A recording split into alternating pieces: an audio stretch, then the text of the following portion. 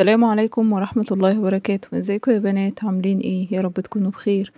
النهاردة هنعمل حاجة جنب المشويات، جنب الكفتة، جنب الفراخ المشوية، جنب اي حاجة انت هتحبيها خالص. ادي حبة زيت في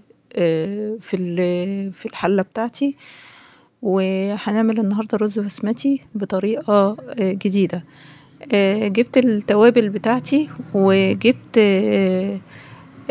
توابل الكبسة وحطيتها مع ضمن التوابل، وكركم، وادي الحبهان، وادي القرفة، وحطيت عليهم بصلاية مبشورة وطماطماية مبشورة، وقلبتهم كويس قوي، وحطيت عليهم الرز. طبعا الرز بنقيه الحبة الطويلة، بنقيه نوع كويس جدا. بحط كوبايتين رز، طبعا مش بحط ده في كمية المية بتاعته، بقلب كويس. طبعا بحط يعني 3 كوبايات مية، يعني كوبايتين الرز عليهم 3 كوبايات مية علشان يبقى مفلفل يعني. ببتدي اقلب كده،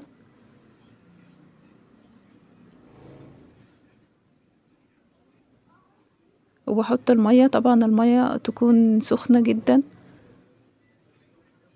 الأكلة ديت جميلة جدا جنب المشويات، ياريت تجربوها، حلوة.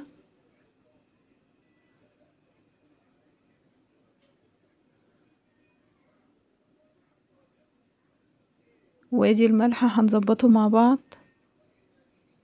اهم حاجة ان انتي تحيقي الاكل بتاعك ويكون مظبوط وطعمه حلو وملحه مظبوط.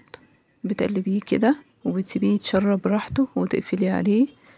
ودي النتيجة. عايزة اقول لكم طعمه حلو قوي قوي قوي، وسخن وطعمه جميل وريحته جميلة.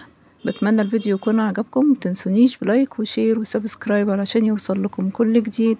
وبحبكم في الله، والسلام عليكم ورحمة الله.